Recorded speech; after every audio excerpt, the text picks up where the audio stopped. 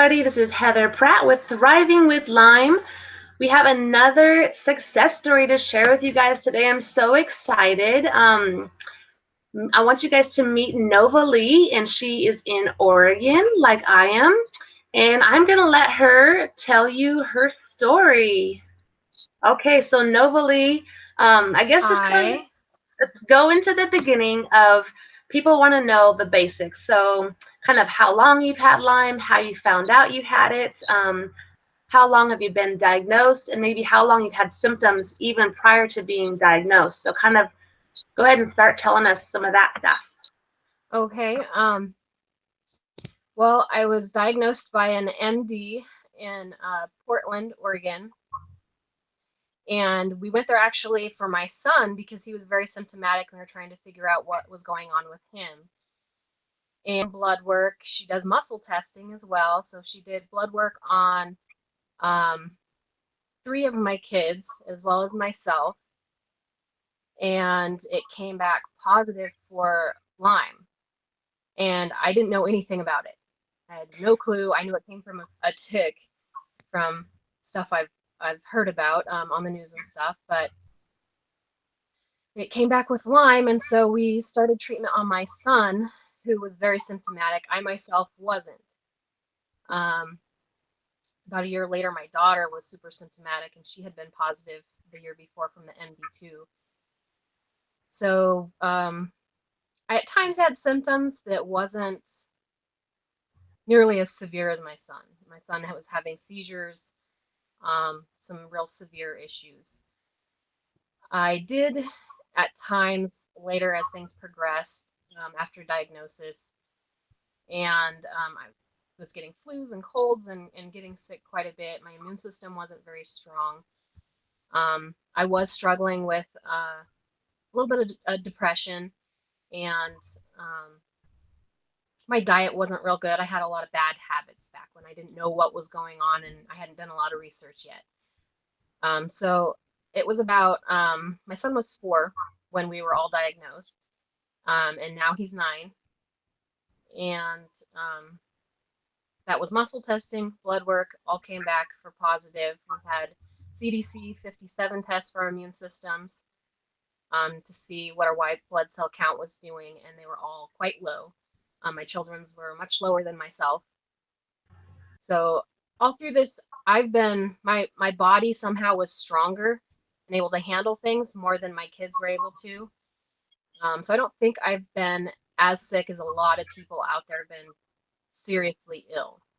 I did have some issues with insomnia and some typical things, some um, ticks, eye twitches and ticks. I get that when I'm nervous or stressed out, Mm-hmm. and that can be a common thing neurologically for people with Lyme. I had waking at night, and I couldn't move. Like I was paralyzed, and I would will myself a finger at a time, a arm at a time, like move, move, move, gotta move. And it would freak my husband out because I was aware that something was not right. And I would wake him up. I'd say, hey, hey, something's going on. I can't move. And he was like, I need to take you to the hospital. And he'd get scared. But that only happened a few times, and that was really abnormal. I knew that wasn't a good sign that things were getting worse. So I started going to my son's doctor, who we got a referral to from that MD up in Portland, and that doctor's over in Medford, Oregon. And they did IGNX testing. They did Lyme. I can't remember the name of it. It's well, we had DNA connections, and we had several different labs, 4 different labs that we did because we wanted proof that this is really what's happening. The IGNX testing initially, when we had that done, local doctors said no, it's a fake lab, and I was like, okay, well, proof. So we did the DNA through urine samples and sent that off, and we had other blood work ran, and it all came back positive over and over and over again. And to me, that was evidence enough. I mean, it wasn't changing. We had IGNX done every couple months for a while to see if it was the same, and it's always been positive. And so we just continued trying to treat the kids. I did self-treatment on myself a lot, looking up herbs and trying different things. Um, I did a lot of research and read a lot of books on other people's struggles, what they went through. I figured if I can't get myself better, then there's no way I can get my kids better. So I needed to work on myself, which was really hard for me because I focus on everybody else around me instead of dealing with myself. And so I really needed to just focus on myself and get me well so that I could help my family. Yeah, that's kind of like when you're like if on a plane, they say on the plane, like if something happens, put your own oxygen mask on first and then your kids. And it is hard as a mom to just like, wait a second, if I'm not feeling good, I can't take care of my family. So I understand you on that one for sure. It's hard, but good for you for doing that. It was hard. That was one of the hard things because I can't focus on myself when I know somebody else is hurting worse than me. And so it was kind of a multitask thing, but I definitely had to do more research on me too to get me right because my memory was pretty bad and it's getting better. That's still a struggle with me, even though my testing and everything shows I'm in remission. I still have some recovery, and some things will last longer. I don't have joint popping like I used to, which is great. I used to bend down and everything would crack, crack, crack because I bent down. So there's a lot of things that can and do get better if you just keep trying. Find a doctor that listens to you and will work with you, and keep getting tested too. If you don't believe the answer that you're getting, if the doctors aren't listening, keep going for tests and looking because there are new tests coming out all the time. And so keep trying. I don't want people to give up because they can find the answer, and everybody's body is so different. Things we can't all just have one fix and it works for everyone. It's just like the vaccines. They give vaccines. Say, oh, this will keep you covered. Well, everyone for everything because everybody's body is so different. Yeah. So what kind of a protocol did you mostly use, or what have you tried? For maybe talk about you and your kids. Did your doctors ever have you do antibiotics? If so, maybe how long? Do you do herbal, dietary? So tell us more about like what you think helped you and your kids. I know your kids are still, working on building their immune system up, but what do you think worked best or you're seeing working best for you and your kids? We've done combined treatment. It's something that my doctor started with my kids. He did herbals as well as prescription. The kids both have babesia. So they did, the one did Mepron, my youngest, used Mepron for the babesia. I was positive for ehrlichiosis and Borrelia. So I had to focus more on my liver and organ function, which poor. um, and I had a lot of testing on that, trying to figure it out. But we did combined treatments, and everything was a little different for each of us, me and my kids, because something different was being affected, and we had different symptoms. Um, we did herbal a lot. We did the bouncing back and forth between amoxicillin, and we did rocephin. We did every antibiotic under the sun, just about. We bounced back and forth on and did pulsing to try to kill off the bacteria because it was very aggressive, especially in my kids. I only did maybe 4 or 5 months of antibiotics, and that was prescribed through the doctor along with herbals. And before I had went to the doctor, I was self-treating though and just doing herbals from what I was reading. And that did really well for me, the herbals and diet. I watched grains because I know that those cause inflammation in the body.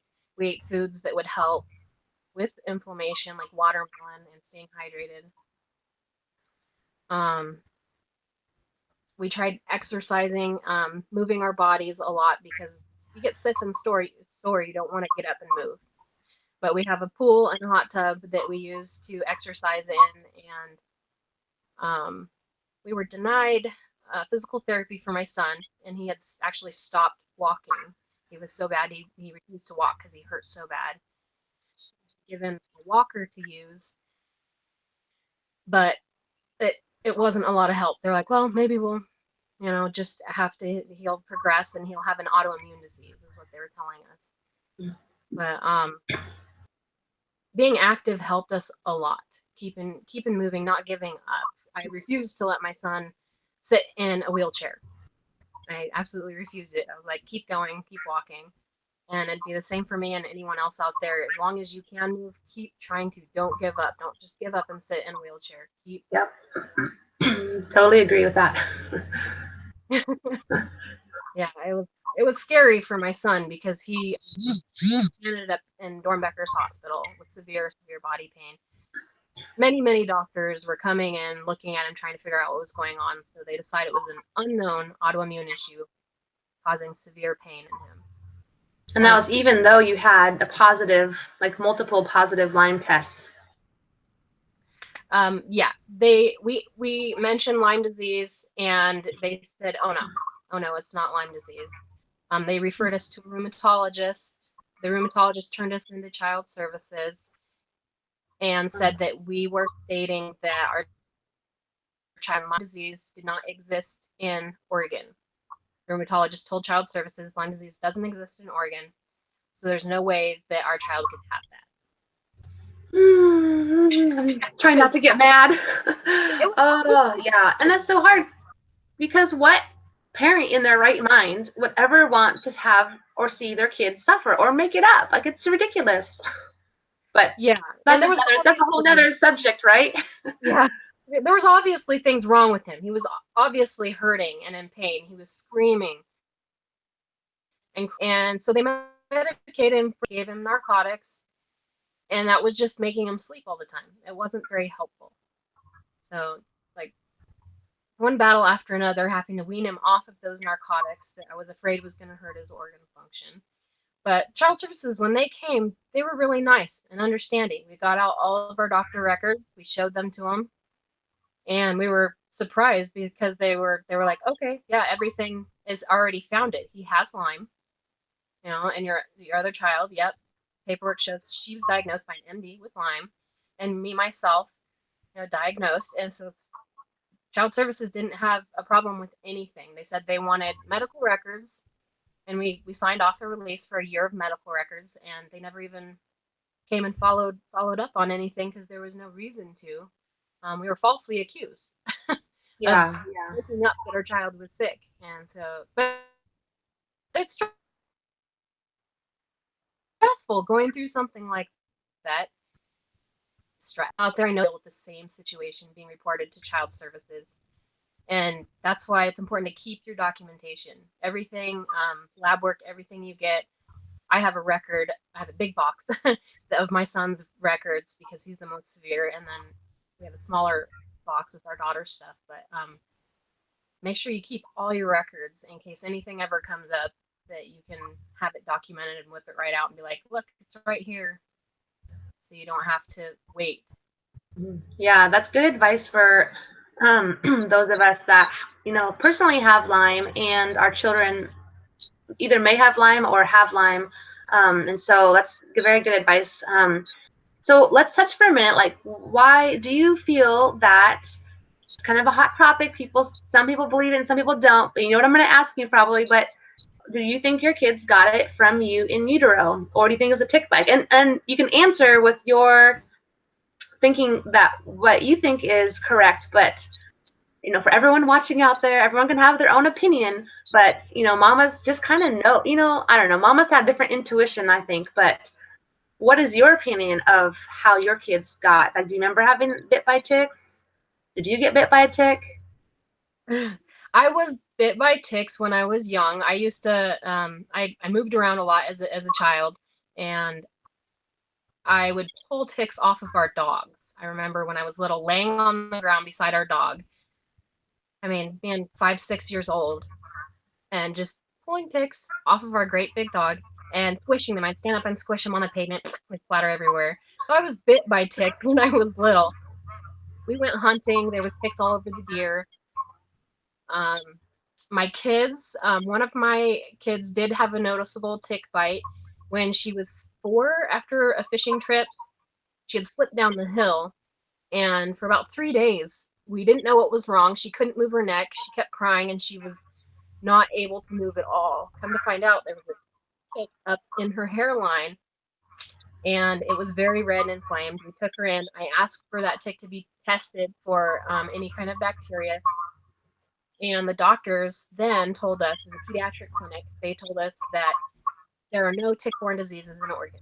So they would not keep, and I said, well, I want to keep the tick then. And they said, oh, we already threw it away. It's destroyed. So it was kind of frustrating because I knew Lyme disease existed, and they didn't apparently. And that's common here in where I live, is the doctors don't know a lot. And it's not their fault. It's because they don't specialize in it. Things out there that there's no way they can specialize in every disease that's going on. So I don't really blame the doctors. I do think their lack of knowledge should have had them maybe do a little research at the time so that they could say for sure, oh yeah, we don't have, because back then there were cases positive, and there still are current positive cases. My two other kids, my youngest, they never had a noticeable tick on them, but with the amount of camping and things that we do, it's always possible that they could have got ticks at some times. But our youngest was 12 months old when she was diagnosed, and my son was 4. So 12 months old, I don't know how much exposure really she would have had besides our maybe one camping trip when she was a tiny baby. So I did ask our doctor that question, our Lyme specialist that we see in Medford, and because my Borrelia strain and the two little ones' Borrelia strain is the exact same one, and then both kids have the exact same Babesia as well, the doctor does believe that it was congenital, that they got it from the in vitro or even through breast milk or some other way, because I did breastfeed all my kids. So it's very possible that they did get it from me, and that makes me feel guilty, but there's nothing I could do because I didn't know about it back then. And so all those parents out there, it's hard to think, you ruined your kid. But honestly, nobody knows usually at the time that they actually have Lyme, and it's much later that you find out, which is sad because I should have been tested as a kid. I got a tick bite, I should have been tested. I was sick, I couldn't move, I had partial paralysis of my neck, same as my daughter did. She couldn't move when she had her tick bite. Stuff like that, you should be tested at least a month later, 2 months later, to see if you did contract the bacteria. But doctors aren't knowledgeable enough yet to know that you should do that. Yeah, it's a hard one. I think I'm hoping doctors are becoming more and more aware. Unfortunately, that means there's more and more cases of Lyme disease, but we're in the same boat where my husband and I both have Lyme, not, separately. We had it before we even got married. And then the 3 children that I've had with him, 2 of them, 3 of my 5 kids have been bit by ticks also. And so it's hard to know. Yeah, it's like, did I give them? But as a parent, it's like, oh my goodness, I could have given, because I know I had some symptoms with my last 3 children that were birthed. It's like, yeah, did I give that to them, or did they get it from a tick bite? They haven't bit by ticks. So it's hard to know, but it comes down to, knowing what to do and knowing what to look for, because I didn't even hear of Lyme disease, even a few years ago. They just said, oh, you have fibromyalgia. And I had that diagnosis for a decade before I even realized that it was Lyme. And so when it comes to our kids, it doesn't really matter. When you get down to it, it doesn't matter where they got it, who they got it from. It's that they do have it, and now we have the knowledge and the power to be able to help them. And that's where we want to be moving towards, is being able to help other people that have Lyme and showing awareness and knowing, like, if one of my friends' kids get bit by a tick, I will know, go get it tested or look for these symptoms. Whereas when my kids were bit, I didn't know anything about Lyme disease. I didn't know to look for a rash or anything. Yeah. Knowledge is power. And now it's not even a rash. You don't have any symptoms for a while, and it's very possible you don't have a rash. And the tick is so tiny. It's like a pinpoint, tiny little. And who's going to see that anywhere on their body? No one inspects their body that much, especially if it's on your head. Yeah. There's no way you're going to see a tiny tick. Yeah. So you can go undiagnosed. The biggest thing is being aware, especially when it comes to kids, I think, because they can't always speak up as much, but being aware of what the symptoms are and what to look for sure. Yeah. Let me look. So we kind of went over. Is there anything else you wanted to say about like treatments and what you felt worked better or best, or we kind of covered that, I think. Yeah, we used photon therapy too. It's a type of light. There's also sound waves that you can do. There's a lot of technology out there. We have a local naturopathic doctor that let us use his sound vibration machine, and that's supposed to help break things up. We did the photon therapy. We bought a photon light. It's pretty big. I mean, and you can change it to different colors for detoxing. It's got blue, green, red, yellow or something. It's got several different colors. But I think that was quite helpful for us, especially with detoxing and people with DNA issues, and being that my kids were most likely got this congenitally. I think that that may have caused more DNA mutations in them, so they have detox pathway issues. Toxic, they can become toxic if they're in a moldy environment.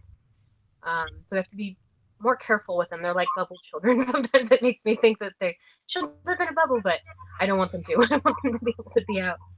But Yeah, it's hard. Yeah, it's like all we want our kids to do is be able to run around and have fun on the playground, but then we're like, sure. yeah, it's a tough one. We can't let fear get to us either, because that doesn't help. Yeah. Yeah, and there's a lot of fear when it comes to being sick or having a family that's sick. There's a lot of fear, but we gotta kind of have a little faith and trust that it will get better if we keep trying, and it does. Like, Yeah, and that sounds like your uh, family's similar to mine, whereas healthy living and like the everyday management of not necessarily just symptoms, but of just staying on top of things and staying healthy and detoxing. Even like I'm in remission, but it's like I'm still gonna constantly be detoxing and still do cleanses and still do this because I don't want to have anything, rear its ugly head again. So I'm sure your kind of life now revolves around like health and yeah. being whole and healthy. Yeah, our doctor told us even after remission to continue 1 week a month of treatment. So 1 week, do herbals, or essential oils, different things to help your body and your immune system continue to function. And so I do natural type antibiotics, oregano, neem oil. There's a lot of different natural things that a person can use topically and internally to help our immune system continue to fight, so it doesn't become weakened and then for bacteria to come back and kind of invade again. So it can come back, and it's very common that people fight back and forth in remission and out. I have a close friend that lives here that believes she's been in and out of remission 6, 7, 8 times. She just keeps going back and forth, and it's hard. It's really hard for a lot of people because they go undiagnosed so long. Is such a battle, but then you fear going back, and so you gotta keep keep treating at least one week out of each month is what our doctor told us to do. So that's what we're Yeah, gonna that's keep good. doing, just so it's not. Yeah, that's good to stay on top of it like that. They diagnosed you eventually with Lyme. Did they say anything else, that they diagnosed you with anything else besides Lyme that goes along kind of in that autoimmune spectrum? My ANA was never tested. I did have my kids tested because I learned about that later. My CD57, my white blood cell count was low. I had enrichiosis, which did affect my liver. I was diagnosed by primary care. They did ultrasounds several times, and they said it was fatty liver disease. But come to read about enrichiosis, well, it causes a lot of the liver problems and liver failure and issues like that. So I have to continually take herbs still for that, and I blame that on the enrichiosis, the liver issues that I have. So I'll continue taking things to try to help that. And I still have issues with sleep at times, falling asleep and staying asleep. So there are some that still are, and you may not have everything completely go away. That doesn't mean you're not in remission. It just means your body's still struggling a little to keep you where you're at. Your immune system's still fighting for you. Yeah. Analogy I like to use is that, and I think I did a video on it, but it's like we have this very narrow Lyme health path where other people have this huge, 4-lane highway that if they veer off a little bit, they just kind of get back on. Like it's not a very big thing. But when we have Lyme disease or really any like autoimmune issues, you're on this very narrow little like walk, and it's like cliffs on both sides. So if you do one thing, like you might be doing really well, but then like stress comes in your life, and then you fall down. It's like, you gotta climb back up. Okay, did we lose ya? Hello, hello, can you still hear?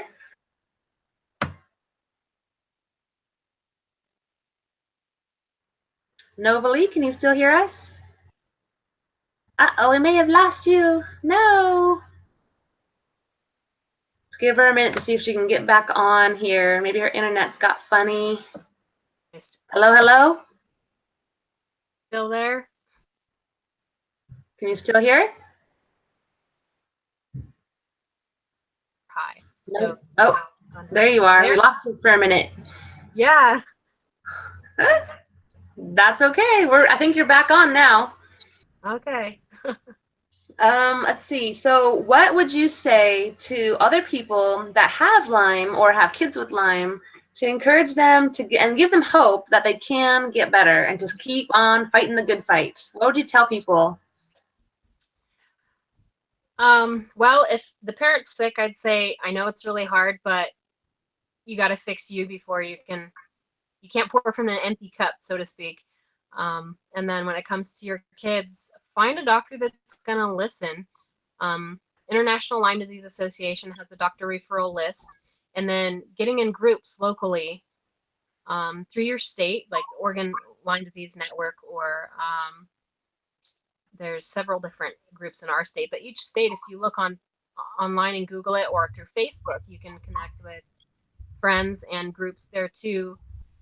You need support. You need somebody that understands that's going through similar situation. Not everybody's going to be the same, but the struggle is very similar for many. So you need support to get through it, and don't give up. I think we're gonna have to wrap it up because of internet issues, and I will try to get Novalee back on here with better internet. Maybe I can get on our computer instead of phone, and that might help. Thanks for watching. Have an awesome day, and stay encouraged and stay having hope. If us mamas that have kids that have Lyme also can do it and get better, you can too. Okay, you guys, stay tuned and don't forget to subscribe so you don't miss out on any more of the upcoming interviews I have. So I'm excited to have some more people coming, and so we're gonna get some more success stories out there. It keeps blinking off. I know. I'm gonna have to wrap it up. We're gonna have to wrap it up because we just missed like all that wisdom you just said. That's okay. Well, I was just saying that like life is priceless. I know treating is expensive. All the tests, it's expensive, but it's important, especially when it comes to health. Your life really is priceless, and so you got to kind of bite the bullet and pay for these tests. And I know in most states a lot of this is out of pocket pay for stuff because insurance keeps denying, doctors don't want to treat. It's a hard struggle. But don't give up, and